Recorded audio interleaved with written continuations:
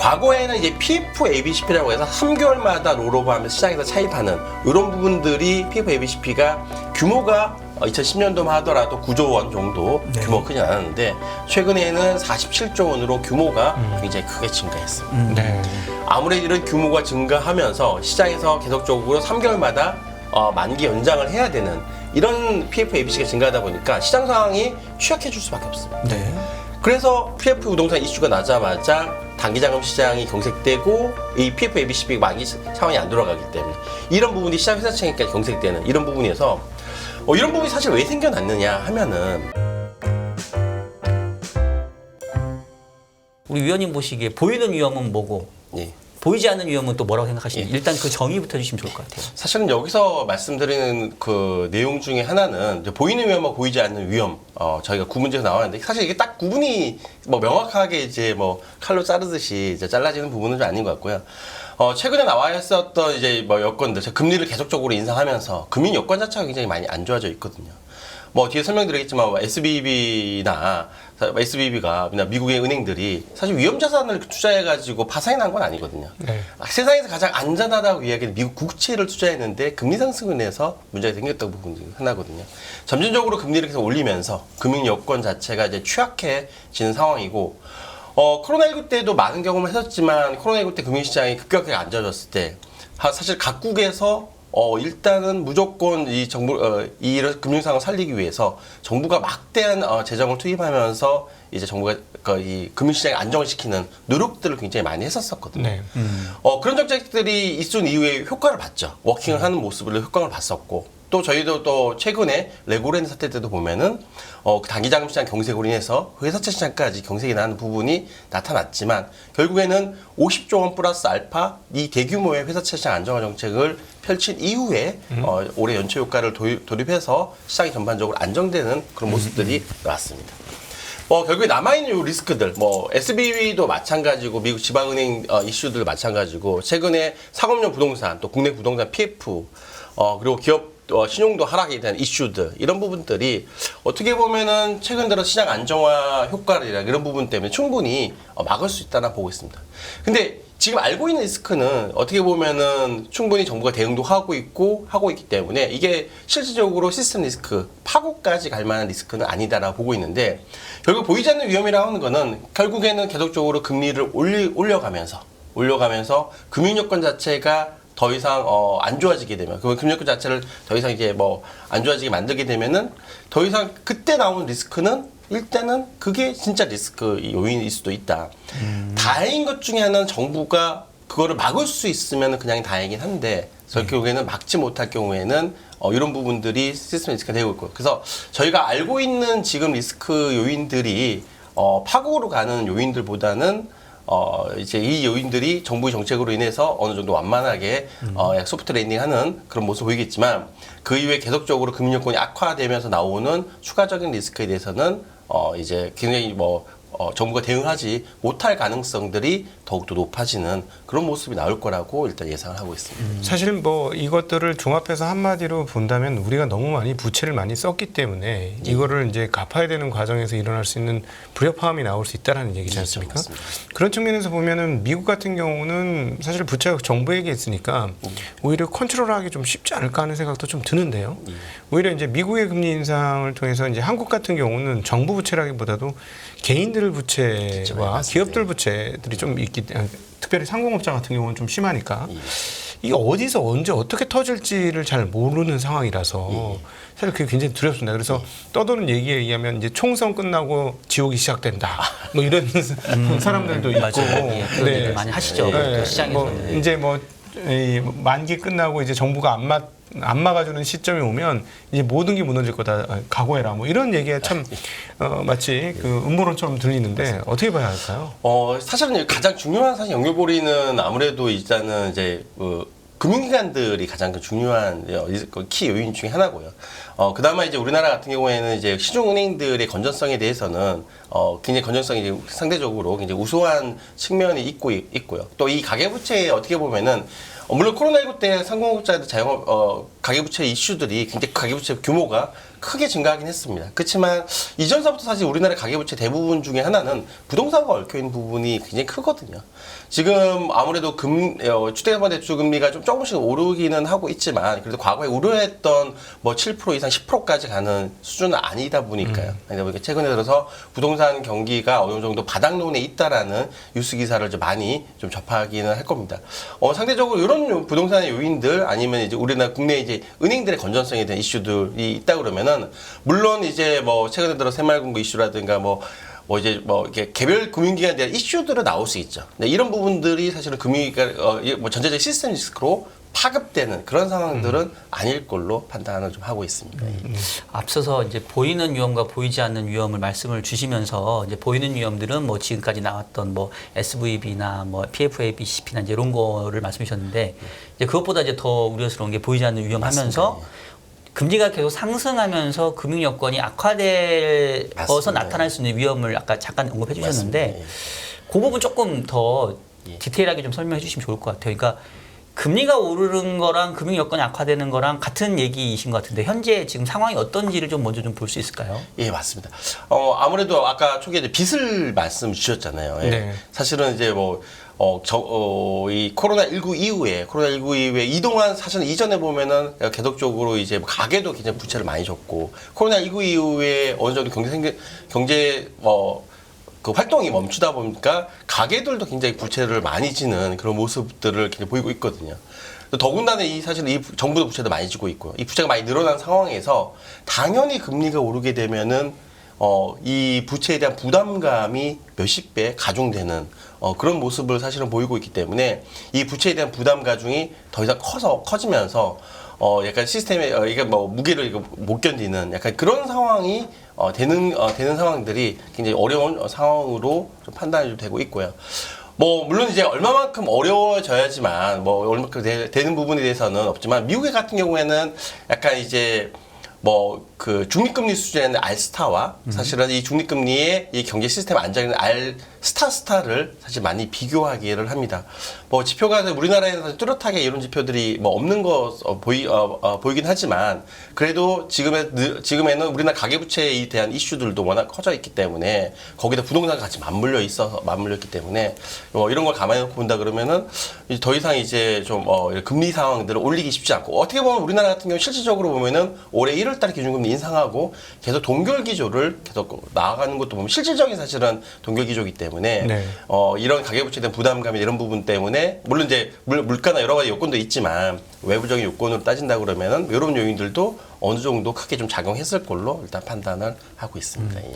그 아까 이제 금융 여건하고 금리 수준하고 좀 비슷할 것 같기도 한데 약간은 좀 다를 것 같거든요. 예, 예. 현재 금융 여건 상황이 어느 정도인지 조금 비교를 좀 해줄 수 있을까요? 예, 아까 말씀드려보면 이제 그 금융여건 지표를 보시면은 이 빨간색이 이제 금융여건 지수들이 위로 올라갈수록 악화되는 모습을 보일 건데 지금 올해 3월달 수준이 어떻게 보면은 코로나19 때와 거의 맞먹는 수준. 글로벌 팬데믹 이슈와 거의 맞먹는 정도의 수준이 되어 있다라고 보고 있고요. 또 빠르게 사실은 금리를 좀 상승을 하고 특히 과거 2016년대 미국 기준금리 인상 때와 비슷해는 인상폭은 2배로 늘렸지만 사실 인상했던 시기들은 굉장히 짧은 시간, 특히 작년 3월달서부터 시작해가지고 거의 1년 좀 넘는 시간, 이 짧은 기간 동안에 굉장히 빠르게 금리를 올렸습니다. 아무래도 금리를 빠르게 올리다 보니까 이제 가장 문제점 중에 하나가 레버리지를 많이 쓰는 부동산들이 네. 가장 큰 타격을 보이고 있고요. 여기 재미난 차트 중에 하나가 이제 첫 번째, 미국에 있는 수익형 부동산 가격인데요. 글로벌 금융위기 때 100에서 60까지 40 정도 빠졌습니다. 그러다가 지속적으로 상승하다가, 코로나19 이후에 제로금리를 제로금리를 만들어주니까 이 상승폭들이 굉장히 빨라지는 모습들을 보였습니다. 그러다 최근에 기준금리 인상하면서 빠지긴 했는데요.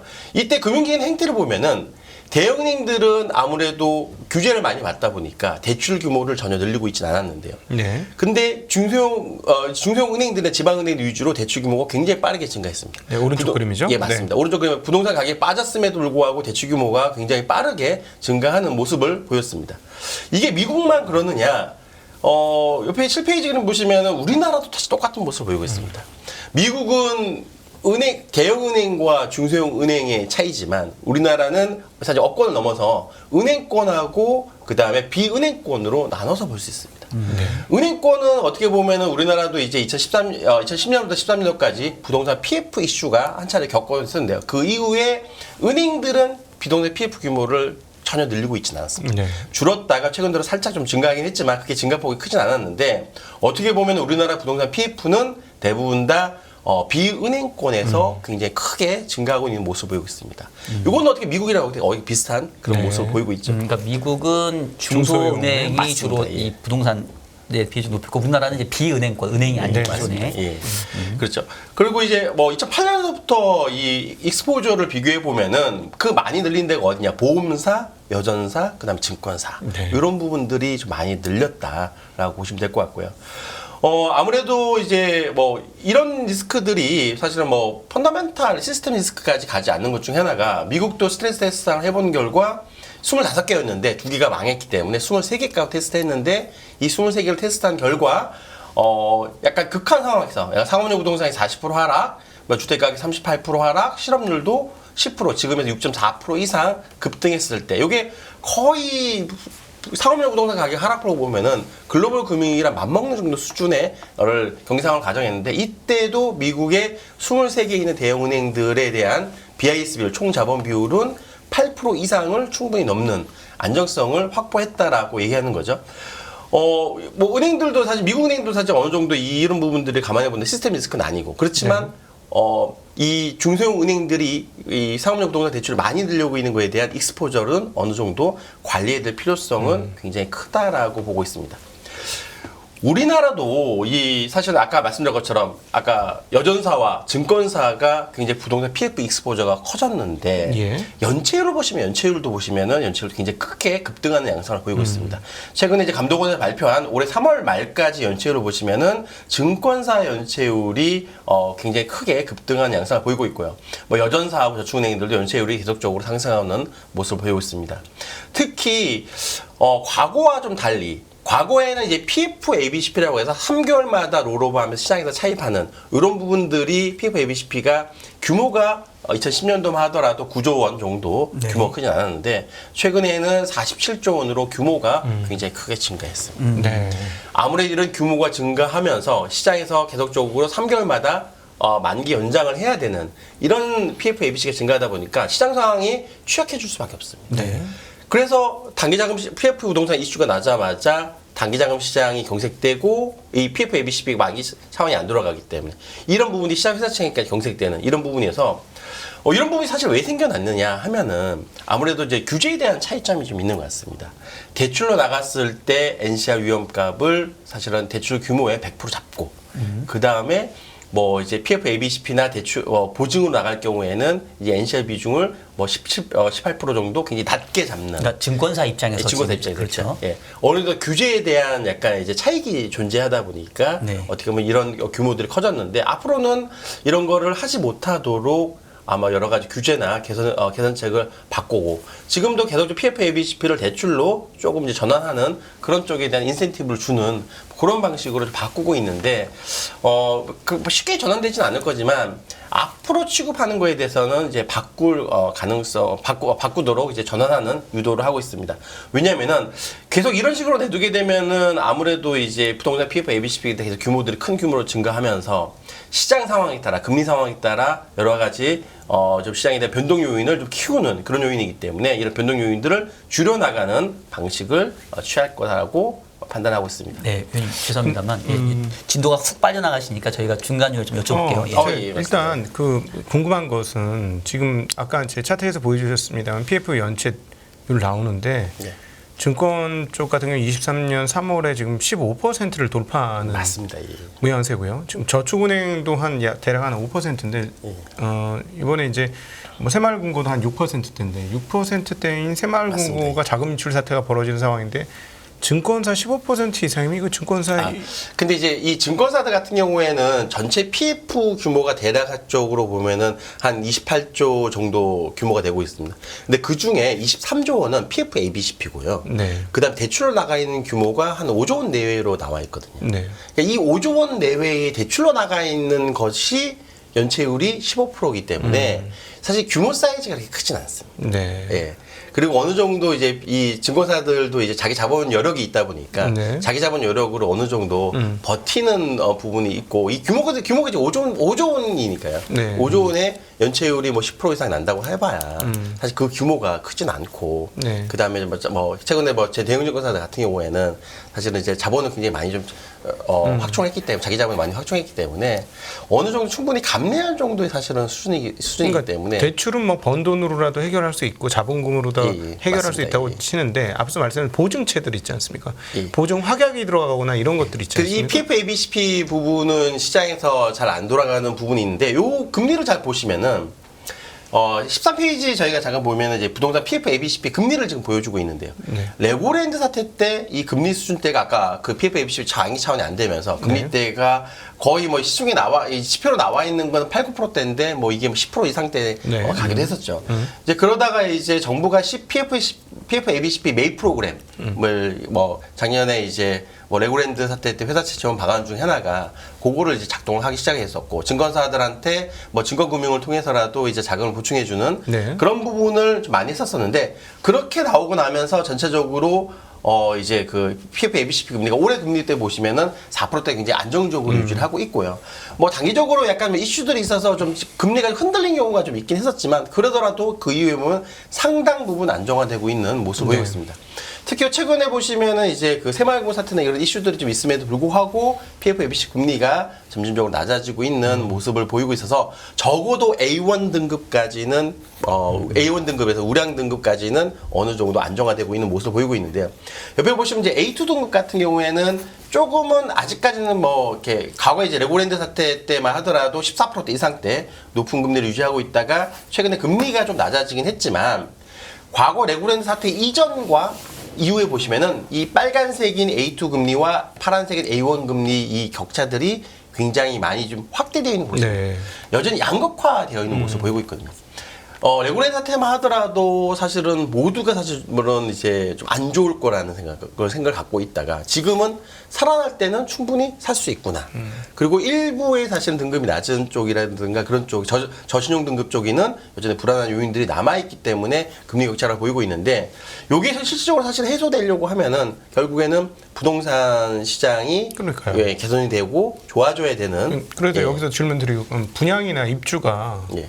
지금 분위기가 뭐 서울은 오른다 그래서 뭐 분위기가 좀 괜찮아지고 있습니다만 경기도권역부터 해갖고 그 뒤로 가는 그런 지역에서 만약에 분양과 입주가 부진해서 이 PF가 돌아가지 못한다 이렇게 되면은 좀 심각하지 않습니까?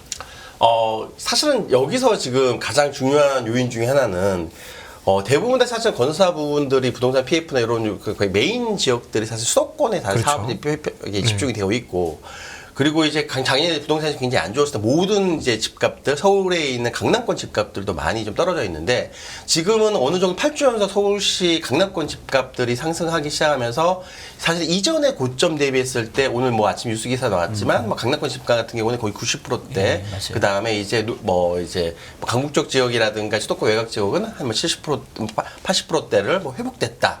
그런 이야기들이 계속 좀 나오고 있거든요. 어느 정도 부동산 시장이 거의 바닥권에 와 있다. 그러니까 정부가 지금 이런 정책들을 펼치는 이유 중에 하나가 이런 정책들을 펼쳐서 부동산 시장이 바로 그냥 좋아지겠다. 이 정책보다는 약간 정책 스탠스는 제가 판단하기에는 결국에는 기준금리가 사실은 시장에서 내년에 인하한다는 컨센서스가 많습니다. 내년에 인하하고 보통 한 2에서 3분기가 좀 지나고 나면 부동산이 좀 회복 국면에 들어가고 있을 거 보고 있죠. 어느 정도 지금 강남권은 약간 그 분위기가 약간 나오고 있는 것도 사실이고.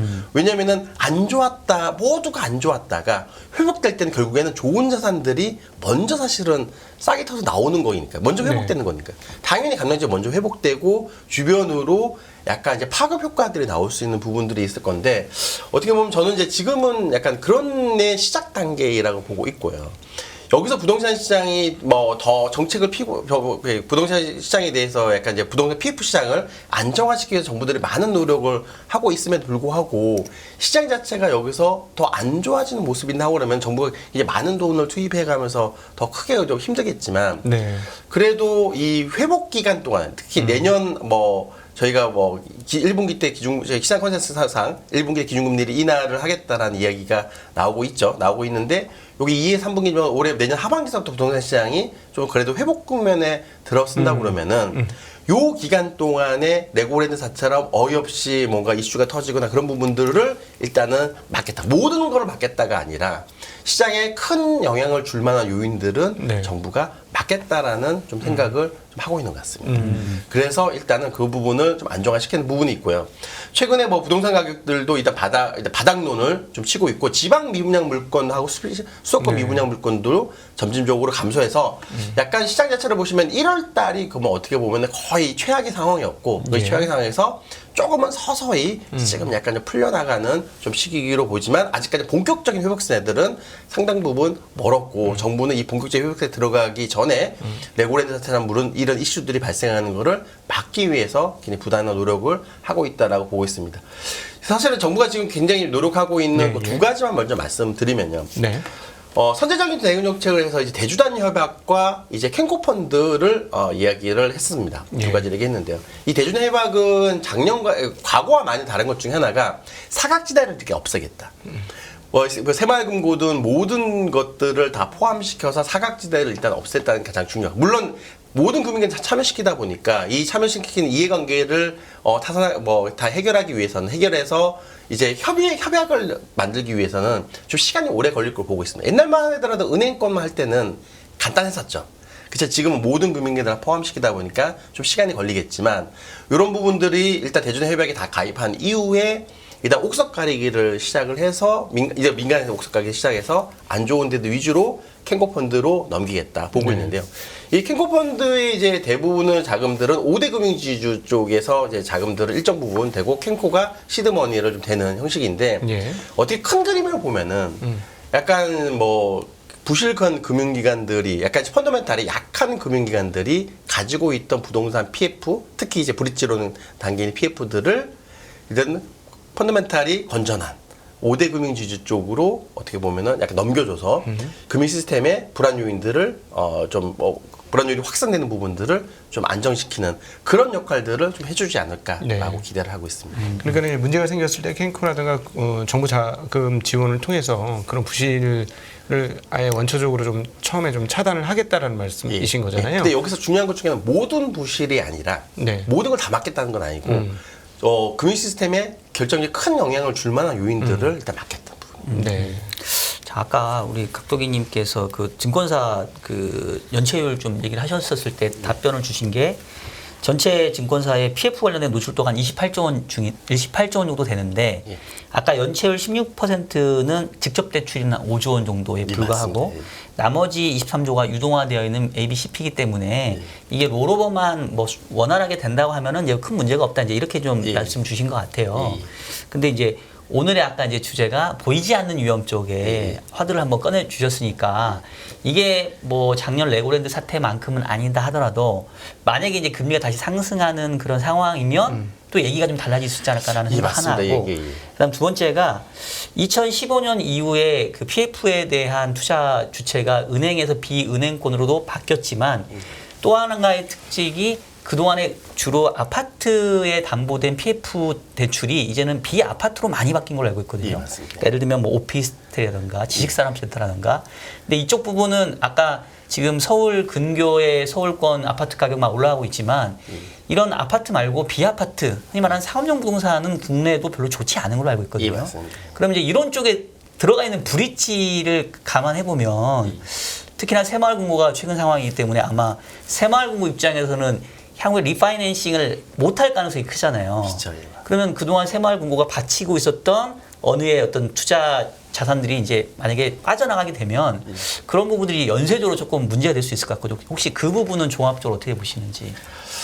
사실은 뭐 이 부분 부동산 같은 경우는 워낙 개별 사업지마다 개별 물건들마다 사실은 또 특징이 업적이 다양할 수밖에 없는 상황 중에 하나거든요. 네. 예, 어차피 뭐 이 금융에 대한 조건도 사실은 각각 틀리고 그래서 뭐 일부의 뭐 모든 사실은 뭐 지식산업단 수도권에 있는 상업용 부동산 자체가 안 좋다라고 사실은 말하기는 쉽지는 않은 것 같고요. 어느 날 이 상업용 부동산들이 어떻게 보면은 필요에 의해서 되게 좋은 조건으로 했을 경우도 굉장히 많기 때문에 제가 볼 때는 일률적으로 전체적으로 말하기는 힘지만 여기서 하나 결정적인 중 하나는 아까 말씀드린 금리 관련된 부분 중에 하나거든요.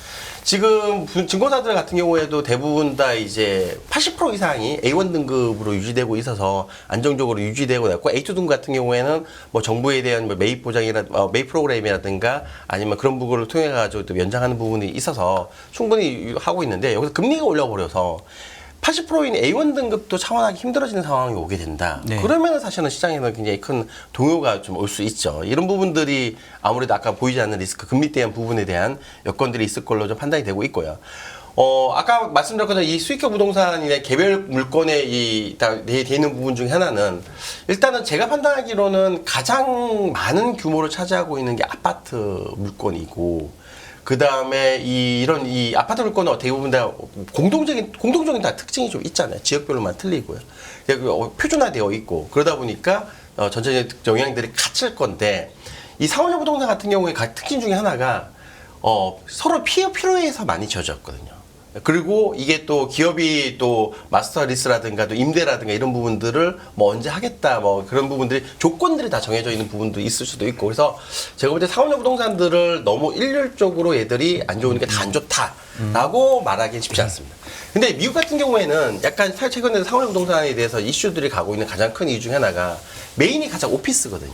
그렇죠. 오피스인데 오피스에 대한 근무 형태가 바뀐 것 중에 하나가 이제 과거만 하더라도 대형 IT 업체들이 이제 오피스의 면적을 굉장히 크게 써가면서 이제 했었는데 최근에 IT 업체들이 뭐 구조조정이 들어가고 특히 두 번째는 약간 하이브리드 근무제도 그래서 절반은 재택하고 절반은 집에 있으니까 미국 입장에서 보면 굳이 임대료를 넣고 넓은 임대 필요성이 있느냐 그러다 보니까 임대료가 이게 어떻게 보면은 이 금리 상승에 대한 요인도 있지만 구조적인 변화에 대한 요인 부분도 크거든요. 근데 우리나라는 아직까지 그런 요인들은 아니다 보니까 상업용 부동산은 일률적으로 사실은 다 안 좋다라고 말씀 드리기는 좀 쉽진 않은 그런 상황이지만 아까 말씀드린 것처럼 금리 상황이 여기서 계속적으로 좀 오르고 하게 되면은 이자에 대한 부담 비용이 사실은 커지면서 좀 약간 견디기가 이제 쉽지 않은 그런 상황으로 올 가능성이 좀 있다. 그 부분에서 제가 이제 궁금한 게 사실은 미국은 금리를 이번에 올린다고 해도 시장에 큰 영향을 못 미칠 것 같고 7월 달에 금리를 올린다고 해도 그리고 한국은 이번에 하는 총재도 얘기하셨습니다만 쉽게 금리를 못 올릴 것 같습니다. 예, 맞습니다. 근데 문제는 뭐냐면 그냥 구조적인 금리는 안 움직이는데 만약에 그 앞서 우리가 잠깐 언급이 되었습니다만은 그 분양이 잘 안 돼서 브릿지가 본 PF로 못 넘어가고 계속 브릿지 단계로 있는 이런 상황들이 진행이 되면 거기에다 돈 빌려주는 사람은 아무래도 금리를 높게 받고 싶을 것 같거든요. 맞습니다. 예. 그럼 그렇게 해서 금리가 올라가는 상황, 개발단에서의 문제, PF 문제로 인해 금리가 올라가는 상황도 그러면은 말씀하신 걸로 따져보면 위기가 될 수 있겠네요. 예, 맞습니다. 그것도 가장 큰 문제긴 하지만 최근 들어서 보면 이제 원자재 가격도 많이 상승하면서 공사비에 대한 상승 부분도 시간이 지나면서 어차피 이제 시행사분들은 어떻게 시간과의 싸움이거든요. 시간과의 싸움이니까 어느 정도 빨리 전환할 부분인데 여기서 최근에 작년에 나왔던 가장 큰 정책 중에 하나는 일단은 이제 브릿지로 오는 거를 이제 본 PF로 전환했을 때 정부가 일정 부분 좀 보증을 서주는 기관을 통해 가지고 이제 보증을 서주는 이제 그런 요인들도 좀 있고요. 그리고 빠르게 일단 본 PF 브릿지론들이 본 PF로 좀 전환할 수 있도록 여러 가지 정책적인 부분들을 좀 많이 좀 가미를 하고 있는 모습을 보이죠. 물론 이런 부분들이 100%를 다 해결해 주겠다는 요인은 아니지만 이런 부분들이 크게 이렇게 시스템 리스크에 영향을 미칠 수 있는 그런 요인들을 감안해 본 요인들을 어느 정도 조금은 좀 완화시켜 줄 정도에는 이슈는 되고 있다라고 보고 있습니다. 사실 이제 저희가 요즘에 이제 주식시장만 보면 이제 분위기가 사실은 좋고 좀 강세의 흐름이라서 이제 역설적으로 이럴 때일수록 이제 아까 얘기했던 이제 보이지 않는 위험을 좀 체크해보자 이제 그런 차원이니까 여러분 그렇게 좀 이해해 주시고 미국에서는 이제 금리 상승에 따른 약한 고를 많이 얘기하는 게 상업용 부동산이고 우리나라도 이제 이 부동산 PF 관련된 거니까 맞습니다. 주로 오늘은 이제 부동산 쪽에 얘기를 하고 있는데요. 아까도 좀 언급을 해주시긴 했습니다만은 그러니까 그 아파트용 PF하고 비아파트용 PF 또 구분이 좀 필요하지만 PF 내에서도 앞서 얘기했던 것처럼 그 본피로 넘어간 단하고 본피로 넘어가지 못한 브릿지 단하고는 또 이것도 좀 구분이 필요할 것 같기는 하거든요. 그래서 지금 본 PF로 넘어간 사업지들 같은 경우는 어쨌든 책임 준공이 돼 있고 뭐 어떻게든 형태로 이 시공사가 지을 거니까 아파트의 경우에는 그렇게 별 큰 문제가 맞습니다. 없어 보이는데 이게 이제 어쨌든 부동산 시장 전체적으로 안 좋다 보니까 브릿지가 PF로 못 넘어가면서 발생하는 위험 부분들은 조금 약간 우려가 되거든요. 맞습니다. 뭐 그러다 보니까 아까 말씀드린 것처럼 이제 A1 등급처럼 이제 우량한 데들 같은 경우에는 금리 수준 자체가 네. 안정적인 모습을 보이고 있는데 A1 등급과 A2 등급 간의 양극화가 나타나는 주요한 요인 중에 하나가 아직 그런 요인에 대한 충분히 해결 요인이 못 되다 보니까 일단 양극화가 나타난 거죠. 네. 혹시 A1하고 A2 등급의 가장 큰 어떤 결정 요인이 뭘까요? 아, 이거는 어차피 신용 등급에 대한 요인이고 어차피 이 부동산 PF나 아니면은 이제 뭐 이런 부분들을 보증해주는 이제 보증하는 기관들의 등급의 신용 등급에 따라 좀 차이가 좀 있을 걸 보이고 있습니다. 그러니까 브릿지냐 PF의 차이는 아, 아니고 그건 차이는 아닙니다. 그냥 신용 보강해주는 신용 보강해주는 업체들이 네네. 있고요.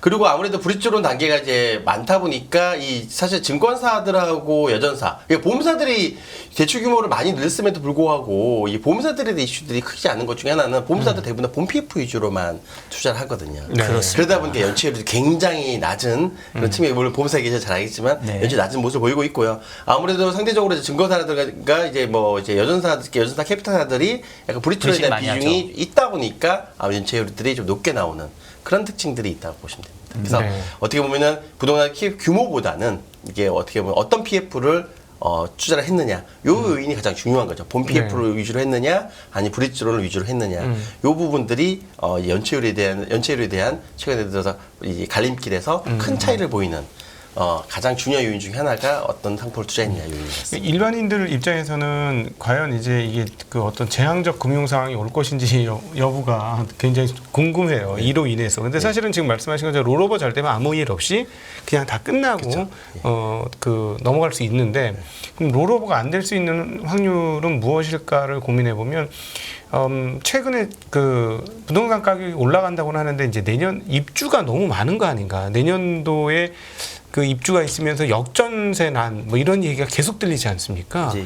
근데 만약에 이제 입주가 이미 많아서 그럼 입주가 많은 상태면 이 과연 그 브릿지가 다시 본 PF로 넘어갈 수 있겠느냐 이런 생각이 들거든요. 아, 네. 근데 이제 과거에 이제 사실 2008년도만 하더라도 사실은 입주 리스크가 커가지고 이게 본 PF에 대한 문제점들이 많이 발생했거든요. 왜냐면 입주를 안 되게 되면 분양 잔금을 못 받는 네. 뭐 그런 사태들이 사실은 많았긴 했었는데 근데 지금은 사실은 입주를 그렇게 걱정할 건 아니었어요. 왜냐면 지금도 수도권의 이제 좋은 지역들 같은 경우에 이제 분양을 하게 되면은 어느 정도 분양률들이 굉장히 좀 뭐 많이 몰리면서 경쟁률 자체가 그렇게 높게 나오는 측면을 네. 관해서 본다 그러면은 뭐 아직까지는 분양률에 대해서 크게 뭐 그런 부분들은 크진 않다라고 좀 판단을 하고 있습니다. 네.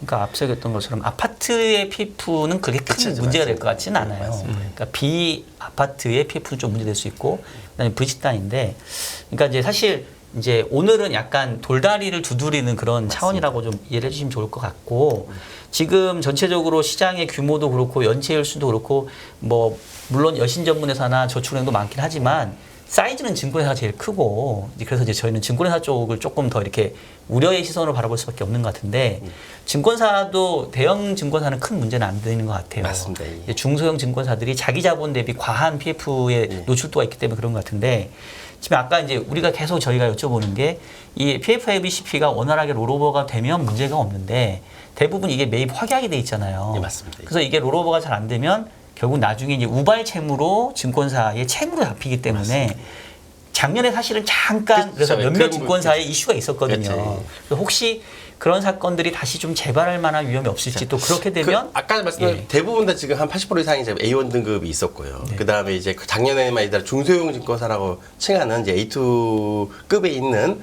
약간 이제 그런 증권사 몇몇이 이슈들이 좀 발생하긴 했었는데 이 작년에 사실은 정부가 굉장히 많은 노력을 하면서 이제 증권금융을 통해 가지고 네, 일단 네. 대출을 해서 유동성을 어느 정도 공급해주고 있고 또 아까 말씀드린 것처럼 PF ABCP 매입 프로그램들을 이제 가동하면서 이제 일부 좀 이제 차원이 안 되는 PF 물량들을 좀 소화시켜주면서 좀 어느 정도 안정이 좀 되고 있습니다. 그래서 예를 들어서 약간 지금 만기까지 남아 있는 A2 등급에 있는 이제 PF 규모 자체를 비교해 본다 그러면 그 규모 자체가 증권사 매입 프로그램 확약인 부분이 1조 원으로 나왔었는데 그 부분이 좀 줄어든다, 뭐 이렇게 좀 일정 부분 썼다고 하더라도 그 1조 원 규모 대비했을 때 이 A2 등급에 있는 회사 PF, ABCP 규모 자체가 채 1조 원이 진짜 안 되는 규모도 있거든요. 그러니까 남아있는 올해 만기가 돌아오는 부분들이 있기 때문에 충분히 이런 만기 쪽의 대응 여력이라든지 이런 부분들은 일단은 가능하고 있어.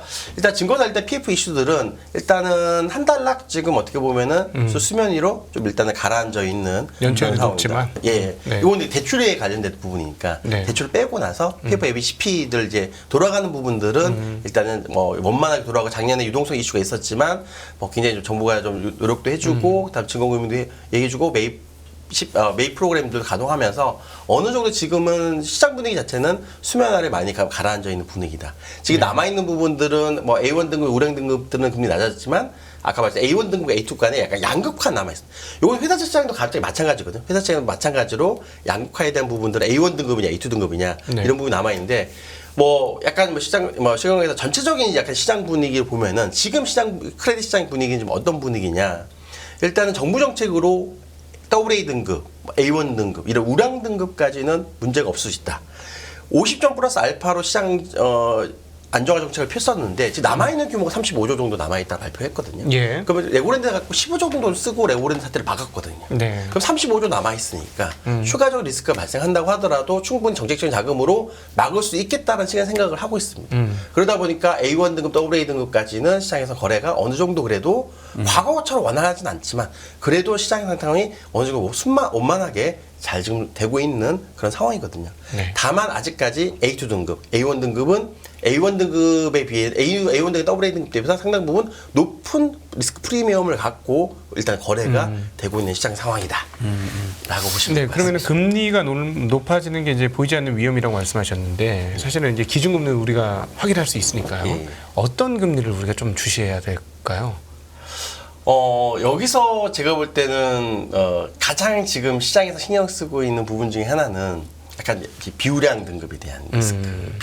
아까 말씀드린 제가 양극화가 가장 큰 화두였다고 보고 있거든요. 아마 내년에도 여전히 양극화에 대한 화두들은 계속 이어질 걸로 보고 있는데 이제 우량 등급이나 비우량에 대한 양극화.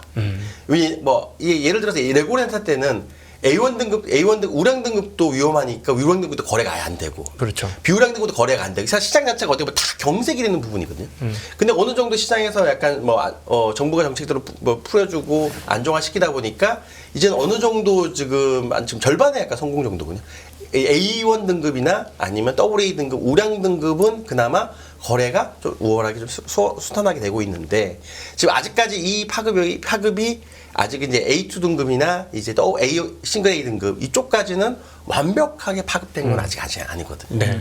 네, 그러니까 이제 앞으로 이제 시장의 판단 부분 중에 하나는 이 양극화에 대한 해소이기 때문에 약간 A 등급 비우량 회사채에 대한 금리 아니면은 이제 그 A2 등급인 A2 등급에 있는 이제 금리들 이런 부분들이 비우량 등급에 있는 금리들이 A1 등급과 격차를 줄이면서 안정화될 수 있는 여부냐 이게 이제 가장 중요합니다. 아, 네. 근데 사실 그 금리는 정책 금리도 아니고 맞습니다. 시장 예, 그거는 금리도 시장 아니고 금리. 그렇죠. 말 그대로 신용 스프레드거든요. 그러니까 그거는 신용 이벤트가 또 발생하냐 안 하냐의 그렇죠. 차이 같아요. 결론은 그죠.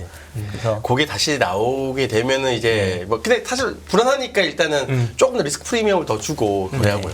이 회사 시장의 가장 큰 특징 중에 하나는 사실 아무리 금리가 높다고 하더라도 절대로 위험한 거는 투자를 안 합니다. 왜냐하면 나중에 원금을 잃어버릴 수 있는 리스크가 워낙 크기 때문에 네네. 그런 부분을 감안해 본다면 아직까지는 이제 그런 쪽에 대해서는 조금은 좀 많이 좀 제약이 되어 있고 양극화가 이제는 이제 모든 게 죽을 거라고 생각했었는데 이제 A1 등급, 우량 등급까지는 해소가 되니까 이제 비우량 등급까지 이게 파급되느냐 안 되느냐 여부가 이제 올해 아니면 올해 하반기서부터 내년 상반기까지 가장 큰 이슈 중에 하나는 이 양극화에 대한 해소 부분. 네. 이 부분이 가장 큰. 물론 부동산 마찬가지고. 네. 알겠습니다. 예. 아우 시간이 조금 촉박한 느낌이 있어서 조금 아쉬운데 어쨌든 간에 전체적으로 좀 우려는 있지만 그래도 정부가 정책적인 대응을 하고 있다라는 부분 그래서 조금 어느 정도 통제될 수 있다라고 말씀은 저는 좀 들은 것 같고 다만 전체적으로 금리가 크게 올라가거나 내지는 그 비우량 등급의 금리가 뭐 신용 이벤트 때문에 올라가면 그건 좀 문제가 될 수도 있다. 예, 이 정도 저희가 맞습니다. 이해하면 되겠죠. 예, 그죠? 맞습니다. 네. 알겠습니다. 또 그런 위험들이 보이시면 저랑 친하시니까 예, 알겠습니다. 꼭 다시 한번 저희 프로그램 네. 출연해 주시기 바라겠습니다. 예, 지금까지 우리 삼성증권의 김은기 수석연구위원님이셨습니다. 예, 감사합니다. 감사합니다. 감사합니다. 끝없는 위기 속 기회는 언제나 숨어 있습니다. 성공한 투자 고수들과 나눈 투자의 철학. 다가올 기회를 잡아내는 부의 만찬으로 여러분을 초대합니다. 푸짐하게 한 상 차려놓았습니다. 안녕하세요. 이승입니다. 더 많은 영상을 보고 싶으신 분들은 화면 오른쪽에 있는 구독 버튼을 눌러주시기 바랍니다. 그리고 영상을 보시면서 좋아요는 필수인 거 아시죠? 항상 인포맥스 라이브를 사랑해주셔서 감사합니다.